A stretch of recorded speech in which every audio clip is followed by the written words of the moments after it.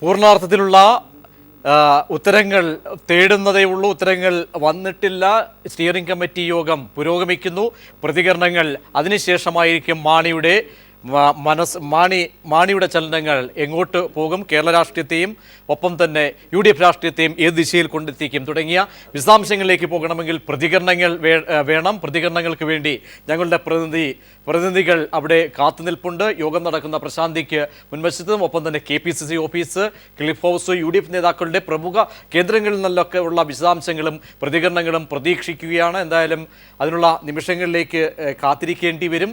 ശ്രീ ഭാസുരേന്ദ്ര ബാബു, ഞാൻ ചോദിച്ച ആ ഒരു ചോദ്യം, കാരണം ഇതിൻ്റെ ചലനങ്ങൾ എങ്ങനെയായിരിക്കും ബാധിക്കുക? കാരണം ഇതിൻ്റെ തുടക്കം മുതലുള്ള ചർച്ചകൾ ഈ ബാർക്കോഴ ഒരുപക്ഷെ പുറത്തു വന്നപ്പോൾ അത് ഏത് സാഹചര്യത്തിലാണ് വന്നത്, അതിൻ്റെ പിന്നിലാരാണ്, അവിടെ ബിജു രമേശ് ഒരുപക്ഷെ പീപ്പിൾ TV-യിലൂടെ ഇക്കാര്യങ്ങൾ മുന്നോട്ട് വെച്ച വാദഗതികൾ അതായിരുന്നു ഒരുപക്ഷെ പുറം ലോകത്തേക്ക് ചർച്ചയാവുകയും വലിയൊരു ഇമ്പാക്റ്റിലേക്ക് കേരളത്തിൻ്റെ രാഷ്ട്രീയ ഗതിയെ വ്യത്യസ്തമായ തലത്തിലേക്ക് കൊണ്ടുപോകാനൊക്കെ ഇടയാക്കിയതും.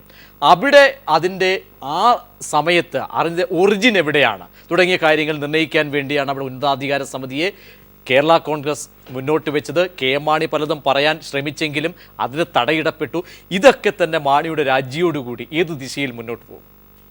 മാണി രാജിവെക്കേണ്ടി വരുമെന്ന് നമുക്ക് ഉറപ്പാക്കാം. അക്കാര്യത്തിൽ ഏകദേശം ധാരണകളായി കഴിഞ്ഞിട്ടുണ്ട്.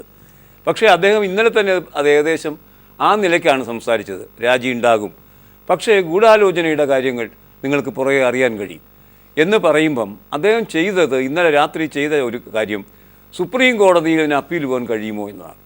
സുപ്രീം കോടതിയിൽ അപ്പീൽ പോകാൻ സാധ്യതയുണ്ട്. സുപ്രീം കോടതിയിൽ ഇപ്പം ഡിവിഷൻ ബെഞ്ചിൽ പോവാം, സുപ്രീം കോടതി പോവാം. എന്തായാലും അപ്പീൽ പോയാൽ വളരെ പെട്ടെന്ന് അത് തിരിച്ചടിയിലേക്ക് എത്തിയാൽ, ഒരാഴ്ച കൊണ്ടൊക്കെ തിരിച്ചടിയിലേക്ക് എത്തിയാൽ നിന്ന് പഠിക്കാൻ പിന്നെ യാതൊരു നിർവാഹവുമില്ലാതെ കൂടുതൽ കളങ്കിത സ്വഭാവത്തോടു കൂടി മാറും. അതുകൊണ്ട് അപ്പീൽ വേണ്ട എന്ന് വിചാരിച്ചു. അപ്പോൾ ഏകദേശം രാജി ഉറപ്പിച്ചു തന്നെയായിരിക്കും KM മാണി നിലനിൽണ്ടാവുക. പിന്നെ എവിടെയാണ് രാജി തീരുമാനം മാറുന്നത്? ഇന്ന് രാവിലെ അദ്ദേഹം പ്രഖ്യാപിക്കുന്നു രാജി വയ്ക്കുന്ന പ്രശ്നമേ ഇല്ല.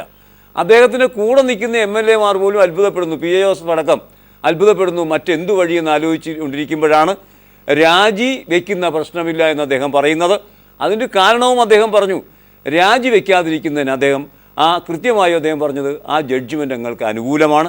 അത് കാര്യമായി പരിശോധിച്ചപ്പോൾ രാജിവെക്കണമെന്ന് ആവശ്യപ്പെടുന്നില്ല. നോക്കൂ പ്രജീഷ്, ഞാനൊരു കാര്യം പറയാം. ആ ജഡ്ജ്മെൻറ്റിൽ കൃത്യം പറയുന്നുണ്ട് അക്യൂസിൻ്റെ മനസാക്ഷിക്കനുസരിച്ച് രാജിവെക്കാം. അത് അദ്ദേഹത്തിന് അക്യൂസിൻ്റെ മനസാക്ഷിക്ക് വിടുന്നെന്നാണല്ലോ പറഞ്ഞത്. ഈ കേസിൽ അക്യൂസ്ഡ് ആരാ? ഒറ്റയാളേ ഉള്ളൂ, മാണി.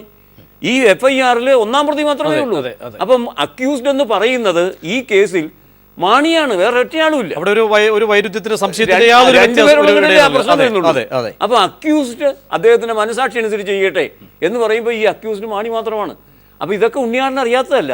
ഇങ്ങനൊരു വാദമുഖം ഉണ്ടാക്കിക്കൊണ്ടുവരുന്നത് കഴിഞ്ഞ ജഡ്ജ്മെന്റില്ലേ, ആ ജഡ്ജ്മെന്റും ഈ ജഡ്ജ്മെന്റും തമ്മിൽ വ്യത്യാസമൊന്നും ഇല്ല എന്നറിയാവുന്നത് കൊണ്ട് അന്ന് രാജിവെച്ചില്ലെങ്കിൽ ഇന്നും രാജിവെക്കേണ്ട ഈ വാദമുഖം ഉയർത്തിക്കൊണ്ട് അങ്ങനെയാണല്ലോ. അന്ന് ഉമ്മൻചാണ്ടിയാണ് പറഞ്ഞത്.